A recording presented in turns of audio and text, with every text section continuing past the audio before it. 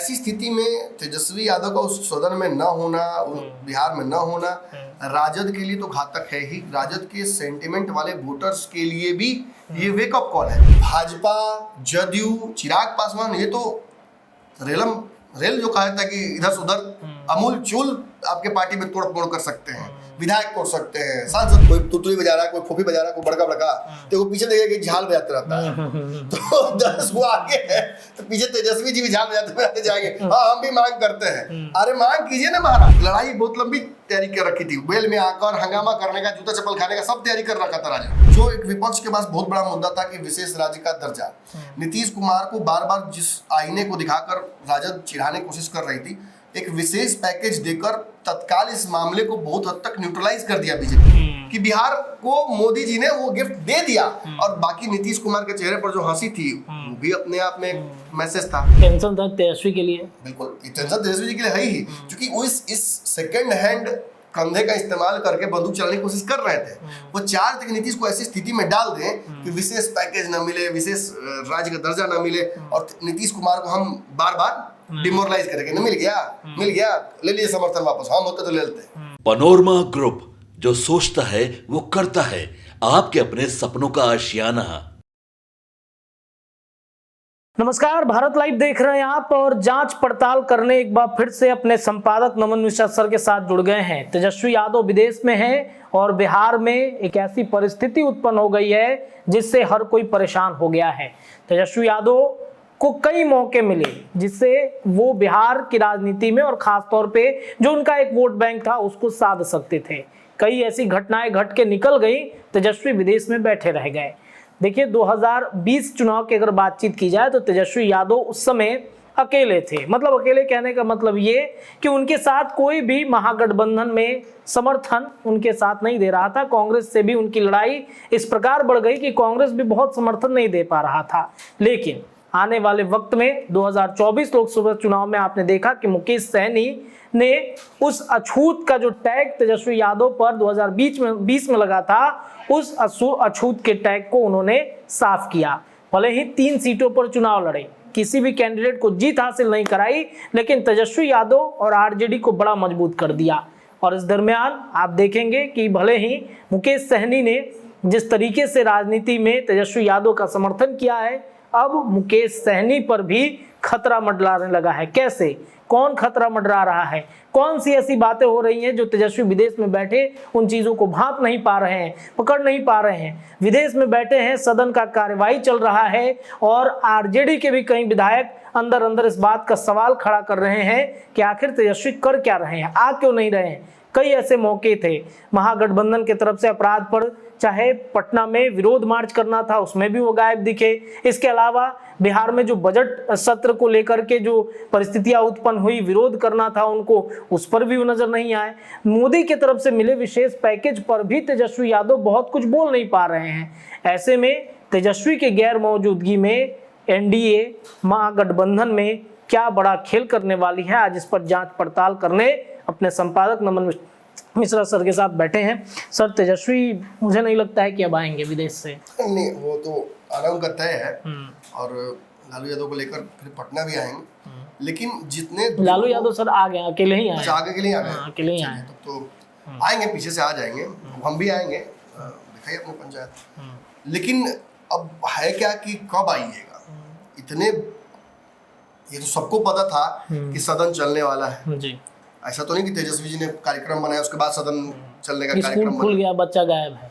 School तो पहले से ना आपको नोटिस दिलाता है कि स्कूल खुलने वाला है, आप जानबूझकर नहीं पहुंचे, एब्सेंट रहे जी। अब जो भी उनकी परिस्थितियां, अब लालू जी तो यहाँ है तो ये भी नहीं बहाना बना सकते हैं कि इलाज कराने का। लालू जी का अपना इलाज कराने भी गए होंगे तो कमर में तो जरूरत था, तो ठीक ही हो गया था चुनाव में। खैर, हम कौन होते हैं किसी के व्यक्तिगत जीवन पर, उनको नहीं आना है, उनको राजनीति ही नहीं करना है, उनको बिहार के विपक्ष का भूमिका ही नहीं निभाना है। जब सत्ता में रहेंगे तो आएंगे, नहीं तो नहीं आएंगे। तो ऐसी स्थिति के लिए भी हमें तैयार रहना चाहिए, हम तो पत्रकार हैं। लेकिन राजद कई बहुत बड़े महत्वपूर्ण मुद्दों पर चूक गई। अगर सदन में उनके कोई और नेता बोलते हैं तो नीतीश कुमार किस तरीके से डोमिनेट करते हैं, एक तरह से कहा है तो स्लेजिंग करते हैं नीतीश कुमार, वर्बल स्लेजिंग, वो आपने देखा है। राजद का कोई विधायक, कोई मंत्री उनके सामने टिक नहीं पाता है। बिल्कुल सही बात। अगर तेजस्वी यादव बोलते हैं तो थोड़ा बहुत नीतीश कुमार लौंग इलायची चूसते हुए देख लेते हैं कि ठीक है, बोलने दीजिए, कोई दिक्कत नहीं, अपना ही बच्चा है, बोल रहा है। लेकिन बाकी किसी को देखते हैं किस तरह से बोलते हैं, ए तुम बैठो जी, तुम क्या बोलोगे? कल भी महिला विधायक, कल देखिए अपने क्या उन्होंने क्या महिला विधायक को उन्होंने डांट दिया। अब नीतीश जी का यही स्टाइल है। अब उतने वो बिहार के अंदर इतने वो बुजुर्ग हो गए हैं, इतने दिनों से तक वो सत्ता पे हैं कि वो अपने आप को सबका गार्जियन मानते हैं, तो किसी को कुछ भी बोल सकते हैं, उनको माफ है। दूध भात नहीं खाता गाँव में, एक बूढ़ा हर गाँव में होता है जो कुछ भी बोल देता है, 10 गाली भी किसी को देता है तो आप जाने जी को बहुत बुजुर्ग एंटरटेनमेंट लोग कर लेते हैं। खेत थी में फौज में लड़ल बड़ा देश खाती, अब 10 गाली दे देते, क्या दिक्कत बा, माफ बा। वही हाल है नीतीश कुमार का। नीतीश कुमार की गाली भी अब कई लोगों को अच्छी लगने लगी, आशीर्वाद जैसा लगता है। चलिए अगला बार मतलब कुछ मिल जाएगा। अब ऐसी स्थिति में तेजस्वी यादव का उस सदन में न होना, बिहार में न होना राजद के लिए तो घातक है ही। राजद के सेंटिमेंट वाले वोटर्स के लिए भी ये वेकअप कॉल है, खास तौर पे तब जब तेजस्वी यादव की पार्टी ही ये लेटर जारी करती है कि देखिए हमारी पार्टी में तो टूट हो रहा है, प्रशांत किशोर तोड़ के ले जा रहे हैं। अभी प्रशांत किशोर ठीक से खुद खड़ा नहीं हुए और आपकी पार्टी वो तोड़ने लगे। तो भाजपा, जदयू, चिराग पासवान, ये तो रेल जो कहा था कि इधर से उधर अमूल चूल आपके पार्टी में तोड़ फोड़ कर सकते हैं, विधायक तोड़ सकते हैं, सांसद तोड़ सकते हैं, जो मनसो कर सकते हैं। जब आपको सबसे उस टीम के छोटे बच्चे से डर लग रहा है कि वो बहुत खतरनाक है, कोई भी तोड़ डैमेज कर रहा है, कोई भी ले जा सकता तो है, बाकी लोग तो कमर की हड्डी तोड़ देंगे। और लेटर जारी करके रोका जाता है कि मत जाओ। तो ये क्या साबित करता है? ये साबित करता है कि आपको 24 घंटे चौकन्ना रहना पड़ेगा पॉलिटिक्स में। आप इतने कॉम्प्लिसेंट नहीं हो सकते हैं। लेकिन हम ये राय देने नहीं आए, हम ये बताने आए हैं कि आपके पैरों के नीचे से एक एक करके सारी जमीनें खींची जा रही हैं। जो एक विपक्ष के पास बहुत बड़ा मुद्दा था कि विशेष राज्य का दर्जा, नीतीश कुमार को बार बार जिस आईने को दिखाकर राजद चिढ़ाने की कोशिश कर रही थी, एक विशेष पैकेज देकर तत्काल इस मामले को बहुत हद तक न्यूट्रलाइज कर दिया बीजेपी ने। और मैंने अभी थोड़ी देर पहले पंचनामा में समझाने की आप लोगों को कोशिश की थी कि कैसे राजद इस मुद्दे पर खुद ही बैकफुट चली गई। तेजस्वी के 2 ट्वीट इतने कॉन्ट्रास्टिंग थे जिसकी वजह से उनके वोटर्स भी कंफ्यूज हो जाएंगे, माने अच्छा है कि खराब है। जो बजट मिला है वो बिहार के पक्ष में, वो अच्छा है खराब है। खुद राबड़ी देवी कंफ्यूज हो गई और उन्होंने कह दिया खाली बिहार और आंध्र प्रदेश को दिया है, बाकी राज्य को दिया कहाँ है? अरे राबड़ी जी, आप हमारे प्रदेश की हैं, यहाँ का ना चिंता कीजिए। यहाँ के लिए तो धन्यवाद, अमेरिका के बाद में चिंता कीजिएगा, यहाँ के लिए धन्यवाद देना चाहिए मोदी जी को। देखी ना थी। अब जब आप कह रहे हैं कि खाली बिहार को दिया है और विपक्ष के आप नेता है, तो आप तो मान रहे हैं कि बिहार को मोदी जी ने वो गिफ्ट दे दिया। और बाकी नीतीश कुमार के चेहरे पर जो हंसी थी वो भी अपने आप में एक मैसेज था। टेंशन था तेजस्वी के लिए, बिल्कुल टेंशन तेजस्वी जी के लिए है ही, क्योंकि वो इस सेकंड हैंड कंधे का इस्तेमाल करके बंदूक चलाने की कोशिश कर रहे थे। वो चाह रहे थे कि नीतीश को ऐसी स्थिति में डाल दें कि विशेष पैकेज न मिले, विशेष राज्य का दर्जा न मिले, और नीतीश कुमार को हम बार बार डिमोरलाइज करेंगे। न मिल गया ले लिए समर्थन वापस, हम होते तो ले लेते। ये राबड़ी भी कहीं खींच लेना चाहिए समर्थन, लेकिन हम भी रखेंगे नहीं, इन्होंने कहा। लेकिन ऐसी स्थिति से सच पूछिए तो इसका फायदा तो उठा नहीं पाई राजद। और राजद को ने बड़ा मजेदार बात है कि राजद ने तैयारी कर रखी थी। जिस दिन बजट आएगा उसके अगले दिन हम लोग पूरा हंगामा बजट पर करेंगे। तेजस्वी ने ट्वीट भी कर दिया, फिर बाद में तेजस्वी यादव ही ट्वीट के कहते ना बजट में तो जो हम बोले थे वही सब मिला है। वो भी मतलब संतुष्ट थे बजट से। और उसके बाद लास्ट मोमेंट में प्लान चेंज हुआ, और आज आपको पता होना चाहिए कि ये लड़ाई बहुत लंबी तैयारी कर रखी थी। बेल में आकर हंगामा करने का, जूता चप्पल खाने का सब तैयारी कर रखा था राजद। अंत में मुद्दा मोड़ा गया कि अब मुद्दा को आरक्षण तरफ मोड़ दीजिए। जो आरक्षण जिसके लिए खुद सम्राट चौधरी जो प्रदेश के डिप्टी सीएम है और भाजपा के अध्यक्ष, वही कह चुके हैं कि हम इसकी लड़ाई सुप्रीम कोर्ट तक लेके जाएंगे। आरक्षण दिलाकर जब सत्ता पक्ष ही कह रहा है कि हम दिला देंगे आरक्षण, तो इसमें आप संगवाहिनी बन सकते हैं ना। पिछली बार 10 को नहीं बजाते रहता है बैंड आगे में, कोई तुतली बजा रहा है, कोई फूफी बजा रहा है, कोई बड़का बड़का, तो वो पीछे देखेगा कि झाल बजाते रहता है। तो 10 वो आगे है तो पीछे तेजस्वी जी भी झाल बजाते जाएंगे। हाँ, हम भी मांग करते हैं। अरे मांग कीजिए ना महाराज, आपके पिताजी इतना दिन मांग किए हैं, यूपीए सुनी तक नहीं, और कानून बना दिया। इतना बार मांग दिए लालू जी कि कानून बना दिया, विशेष राज्य नहीं मिल सकता बिहार, क्राइटेरिया पूरा करो इसको, पैकेज मिले, हमें कोई दिक्कत नहीं है। अब इतना पैकेज आया है, इसको सही ढंग से उपयोग कीजिए, आप फिर इतना ही पैकेज देने की जब बात उन्होंने कह दी तो ये बहुत बड़ी बात है। इसे अगर उपयोग करके बिहार का विकास किया जाए, 8 मंत्री हैं आपके पास महाराज, अगर 8 मंत्री के विभागों को अगर सही ढंग से बिहार में इंप्लीमेंट कर दिया जाए तो बिहार में इंडस्ट्रियलाइजेशन कोई रोक नहीं सकता है। बार बार चाहे आरसीपी सिंह हो या कोई भी नेता जो पहले काम कर चुके हैं इन मंत्रालयों में, वो यही बात इशारा कर रहे हैं कि बहुत संभावनाएं हैं, इन्हीं को बस खाली सही ढंग से इंप्लीमेंट करने की जरूरत है। कई विभागों के काम जब आते हैं, जमीन अधिग्रहण की बात आती है, नहीं होता है। बिहार सरकार जमीन तक प्रोवाइड नहीं कर पाती है एम्स और एयरपोर्ट्स के लिए, तो आप पहले वो समस्या तो पहले तो एम्स और एयरपोर्ट का मामला सुलझाना चाहिए। पहले तो ये आप जमीन अधिग्रहण जो भू अधिग्रहण जो राज्य की समस्या है वो तो पहले सॉल्व कीजिए। यहाँ तो समस्या सबसे बड़ी ये उत्पन्न हो जाती है। खैर, और सरकारें बदल जाती है। मैंने कहा भी कि जब सरकार ही नहीं रहेगी भाजपा की बिहार में, तो भाजपा बिहार को या कोई भी सरकार बिहार को फंड्स क्यों दे? गोईठा में घी क्यों सुखाए? क्या फायदा बिहार से? जब बिहार वोट बिहार ने दिया, 39 सांसद दिए, फिर 30 सांसद दिया इस बार, तो इसका रिवॉर्ड तो मिलना ही था। हमने केंद्र सरकार को बचाया है। बिल्कुल, आज हमारे चलते केंद्र में सरकार बची हुई है, तो इसका रिवॉर्ड तो बिहार को मिलना ही था। आंध्रा और बिहार के साथ ये बाकी राज्यों से नाइंसाफी नहीं हुई है, बल्कि ये रिवॉर्ड मिला है बिहार और आंध्रा को अपने परफॉर्मेंस का। बिल्कुल सर, बिल्कुल। और कल के डेट में यही राजनीति लगातार चलती रही है और कभी किसी को कोई ऐतराज नहीं रहा है। कभी गुजरात को बहुत मिलता था, बिहार में जब भी नालंदा की तरफ जाता था कुछ भी तो कोई कुछ नहीं बोलता था। यूपी को भी बहुत सारा यूपी को बहुत कुछ मिला है, कितना एयरपोर्ट्स मिला, कितना एम्स मिला यूपी को, सब कुछ यूपी को मिला। और जब बिहार की तरफ आया तो सभी बिहारी लोगों को दुख होने लगा। राहुल गांधी आके गए, बिहार घूम के गए और राहुल गांधी को ही दुख होने लगा कि बिहार को ही सब दे दिए। 58,000 करोड़ मिला है, कुछ ज्यादा मिला भी नहीं है, और उतने पे उन लोगों को बेचैनी इतनी है। खैर, ये राहुल गांधी भी मानते हैं अंडरस्टैंडिंग की कमी, और मुझे लगता है कि बजट को लेकर हड़बड़ी में ट्वीट करना भी तेजस्वी यादव को घातक उनके लिए हुआ। और अंततः आपको पता है ना, सारा मुद्दा चेंज कर दिया गया। अब कहा गया है राजद के लोगों को कि कोई भी प्रवक्ता या कोई नेता बजट पर नहीं बोलेगा। बजट पे बोलने का मतलब भाजपा को फायदा पहुंचाना है। मुद्दा डाइवर्ट कीजिए, आगड़ा पीछा कीजिए, और आरक्षण वाले मुद्दे पर ही लड़ाई लगी आई। आज सुबह से यही चल रहा है। एक तो मुद्दा ये रहा। बिल्कुल। दूसरा, आपको पता था कि संभावनाएं बिहार में इस वक्त बनी थी, जो राज्यसभा वाली सीट है उस पर भी अभी चल रहा है जदयू और भाजपा के बीच बहुत उथल पुथल। इसका भी राजनीतिक फायदा उठाया जा सकता था। इन बहुत कहा सकता है कि ये बहुत टेंटेटिव समय चल रहा है बिहार के राजनीति में। इसमें तेजस्वी यादव का यहाँ होना कहीं हद तक कारगर था। कई मुद्दों पर आप सरकार को घेर सकते थे। कल ही यूथ कांग्रेस के लोगों को आपने देखा किस तरह सड़कों पर पीटा गया।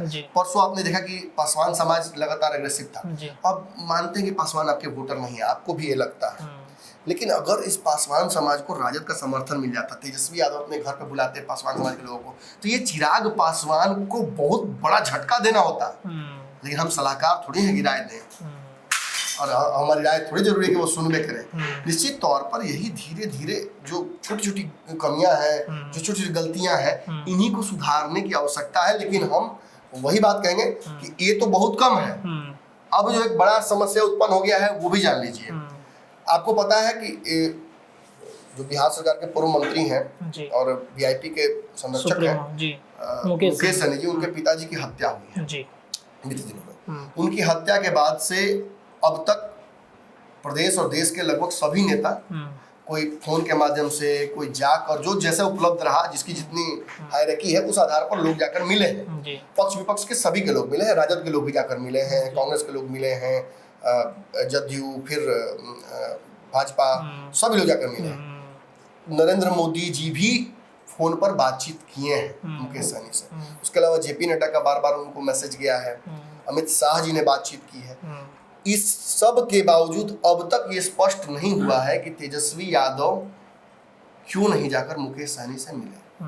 वीडियो अगर वो बहुत व्यस्त शेड्यूल में भी थे तो वहां से भी समय निकालकर, क्योंकि ये अलग परिस्थितियां हैं। अगर मैं वही कहता हूँ, खुदा न खास्ता अगर लालू जी के साथ कुछ हो गया होता तो मुकेश सहनी अगर पताल में भी होता तो उनको आना पड़ता। बिल्कुल बिल्कुल बिल्कुल। और ऐसे में यदि मुकेश सहनी के पिताजी के साथ और उस प्रदेश में एक बड़े नेता के पिता के साथ इतनी बड़ी हत्या मतलब मामला हो जाता है, प्रदेश में जो सबसे बड़ा एक समस्या है कि भाई कानून का शासन स्थापित नहीं हो पा रहा है बिहार में, जिसको लेकर वेब सीरीज से लेकर यूट्यूब पर क्या तक नहीं कहा जाता है बिहार के बारे में, और आप पे सबसे बड़ी बात, आप पर जंगल राज का आरोप लगता है आपके कार्यकाल के दौरान अपने पिता और माता के, उसको धोने का और उस कार्यकाल के समानांतर खड़ा करके आज सवाल करने का सत्ता से आपके पास मौका था। अगर आज तेजस्वी यादव आंसू गैस और पानी के बौछार लेकर यहीं डाक बंगला चौराहे पर अपने कार्यकर्ताओं के साथ गिरते हैं, फहराते हैं, लाठी खाते हैं, तो निश्चित ही बिहार का एक बहुत बड़ा वर्ग जो तेजस्वी के साथ खड़ा नहीं होता है वो भी ये मानता इस बंदे में दम है, ये सही बोल रहा है। लास्ट उन्होंने कब किया था उनको भी याद नहीं होगा। 2000 हम लोग को याद नहीं, हम लोग रोज एनालाइज करने वाले हैं। 19 और 18 की बात है एक जब बार बताते हैं आपको, स्टेशन पे रेलवे जो स्टेशन है पटना का जंक्शन, जी जी उस पे जो दूध वाले लोग, ग्वाला जाति के लोग जो थे उनको वहाँ पे विस्थापित किया जाता, वहां से लोग आके जो रोज दूध बेचता था परिवहन, उसको खाना खवाया जा रहा था क्योंकि वो वोट बैंक था ना, जी जी जी इसलिए वहां पहुंच गए थे। पानी उनी आंसू गैस सब खाए थे, लिमिटेड वे में ही खाए डाक थे। बंगला पे भी एक बार 2019 की बात है, तभी वो मतलब लास्ट टाइम वही था, 2019 का समय था। हाँ तो जैसे मैंने कहा नहीं, पंचायत में से विधायक सबको भेज देते हैं आगे ट्रैक्टर से, कहते पीछे से हम आएंगे, पानी में पिलाते रहना लोग को, वैसे ही आगे भेज देते हैं सभी को।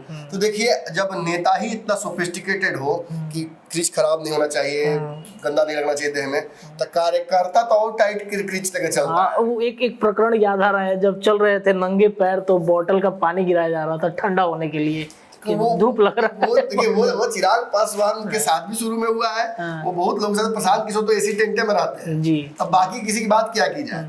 जब ये बात पहुंची थी, हम लोगों ने चलाई थी खबर, तो कई लोगों ने मुझसे सवाल पूछा, बड़े बड़े नेताओं ने चिराग पासवान में पूछे थे कि सही में एसी टेंट में रहते हैं, इतना प्रोटोकॉल लेके चलते हैं, बताइए। इतना बड़ा टेंट समियाना लेके चलते हैं, उसमें एसी लगा रहा था। मैं यही कहना था कि कहने का मकसद मेरा यही कि एक बहुत बड़ी अपॉर्चुनिटी थी, इस अपॉर्चुनिटी को गवा दिया उन्होंने। अब देखिए, गवाया ही नहीं, अब खबर मेरे पास आज जो आई है वो बहुत पुख्ता खबर आई है कि 3-4 बार पीएमओ से फोन आ चुका है मुकेश सहनी से बात तक हुई है। अब ऐसी स्थिति में जब भाजपा के शीर्षस्थ नेता जब मुकेश सहनी के ऊपर डोरे डाल रहे हैं या इस मौके का परिस्थिति का फायदा उठा रहे हैं पॉलिटिकल, तो आप कहाँ हैं? अब आगे चल के जब मैं बार बार दावा करता हूँ कि मुझे लगता था कि पिछले ही चुनाव में मुकेश सहनी की मांग बहुत ज्यादा थी जी, भाजपा मुकेश सहनी साथ ले लेती अगर वो अपनी महत्वाकांक्षाएं इतनी में ही बढ़ाते हैं कि चिराग इतना चाहिए तो नीतीश इतना चाहिए, वो जो डिमांड्स उनकी थी कंपैरेटिव डिमांड्स, वो भाजपा को नहीं नागवारा गुजरी और अंततः भाजपा ने हाथ ही जोड़ दिया कि ना ठीक है तब जाइए जहाँ जाना। उनको तो एक सीट दिया जा रहा था, 3 सीट पे अड़े हुए थे, 3 सीट जो सीट उनको दिया है तो वहां से राजभूषण चौधरी जाके केंद्र में मंत्री बन गए। अब मुकेश सहनी जी बैठ के सोचे कोना में कि क्या उनसे गलती हुई, क्या वो एक सीट अगर ले लेते, अगर जीत गए होते तो आज केंद्र में मंत्री कौन होता, ये सोचना पड़ेगा ना। बिल्कुल, आप भी जब राजनीति करते हैं, बिजनेस करते हैं, तो आप प्रॉफिट एंड लॉस जोड़ते हैं ना अपने। जी, बिल्कुल। वही एक सीट थी जहां से अजय निषाद पहले समझ गए थे कि मेरा पत्ता कटने वाला है, अजय निषाद भाग तक गए, अजय निषाद से ही आपकी लड़ाई थी और आपने क्या किया, उस सीट को भी गवा दिया और जाके लास्ट में अजय निषाद के साथ खड़े रह गए, जिसके चलते आप मंत्री से हटे, जिसके चलते आप एमएलसी का आपको हटाया गया, उसी व्यक्ति से जाकर आपने दोस्ती कर ली। लास्ट में क्या हुआ, आप कहीं का नहीं रहे। अब मुकेश सहनी भी इस स्थिति में ये सोच रहे होंगे, उनके पास Z+ सिक्योरिटी थी या पता नहीं क्या Y+ था, वो भी छीन लिया गया था। Z+ सिक्योरिटी थी। अब बताइए कि मुकेश सहनी भी यहाँ से जरूर एनालाइज करते होंगे ना कि उनका भविष्य कहाँ है। वो भी जान रहे हैं कि तेजस्वी यादव के पास एक सर्टेन वोट बैंक है, लेकिन ये नाकाफी है। लोकसभा में जब उत्तर प्रदेश में भाजपा को घेरा जा चुका, तो बिहार में क्यों नहीं घेर पाए? निषाद नहीं घेर पाए, उसका एक बहुत बड़ा कारण है, समझ लीजिए ये बात। जी। अखिलेश यादव और तेजस्वी यादव में बहुत अंतर है। अखिलेश यादव सत्ता अपने दम पर पा चुके थे और वहां से फिर वो वापस आए। तेजस्वी यादव जब भी बिहार की राजनीति में कुछ अच्छा किए हैं तो ना तो अपने पिता की वजह से, ना अपनी माँ की वजह से, ना अपने वोट बैंक की वजह से, केवल नीतीश कुमार की वजह से। बिल्कुल सर, नीतीश मेहरबान तो तेजस्वी पहलवान। नीतीश जब तेजस्वी यादव पर आशीर्वाद दिए हैं तब तेजस्वी यादव उनके बगल में बैठे नजर आए। देखें इनके पिताजी सब क्या किया, कैसे फंसाया सब। आप एकदम मासूम बच्चे की तरह बगल में बैठे रहिए। सही है तो कह रहे हैं चाचा। चाचा अंदर अंदर सोच रहे हैं कि क्या करना है, बस 2-3 महीना का बात और है, तुमको बस बुला के तुमको आगे बढ़ाएंगे। गाँव में बुढ़ा तो नहीं करता है, बुलाएगा सुनिए हिले 10 रुपया जो ले आओ, 5 किलोमीटर दौड़ा देगा आपको। 5 किलोमीटर दौड़ के हाफते आ गए आप, कि वो चॉकलेट तू रख लेता है। एक चॉकलेट पे जब आप फंस जाते हैं बच्चा, तो फिर बाकी बात क्या करना। नीतीश इसीलिए बिहार की राजनीति में टिके हुए हैं। वो भाजपा को नचाना जानते हैं, वो चिराग को नचाना जानते हैं, और तेजस्वी तो खैर जमूरा नाच तो नाच। तो ये मान लिया जाए कि अब मुकेश सहनी घूम फिर के फिर वापस अपने घर पे ही आने वाले हैं। भाजपा अपनी तरफ से डोरे डाल रही है। भाजपा जानती है कि अगला चुनाव और महत्वपूर्ण है, एक भी गलती नहीं करना है। और जातीय समीकरणों को जब जोड़ रही है भाजपा, तो वो देख रही है कि मुकेश सहनी भले ही माने बहुत यूजफुल उधर महागठबंधन में ना हो, लेकिन हमारी तरफ आते हैं तो एक और जाति जिसको हम अपने वोट बैंक की तरह टारगेट करके चलते हैं, जो एंटी यादव सेंटिमेंट, मतलब जो एक यादव सेंटिमेंट जो लेकर चलते हैं तेजस्वी यादव, उसके खिलाफ वोट कर सकती है। बिल्कुल, उसकी टेंडेंसी है, तो उसको इस तरफ अगर वोट करा देते हैं तो उसका फायदा होगा। तो और खासतौर पर शाहाबाद और इन क्षेत्रों में जो नुकसान इस बार हुआ है, तो ये नुकसान उनको इधर भी हो सकता था, इधर दरभंगा से लेकर मधुबनी और मुजफ्फरपुर सब जगह हो सकता था, लेकिन नहीं हुआ। वहाँ पे एक निषाद समाज के बड़े नेता सहनी नहीं डिलीवर करा पाए अपना वोट। सच है, इसमें कोई बुराई नहीं है कि मुकेश सहनी अपना वोट नहीं दिला पाए। उनके वोट सेंटिमेंट एनडीए के साथ अटैच हो चुका है उनके वोटर्स का, और वो क्योंकि रहे उस तरफ तो वो हो गया है।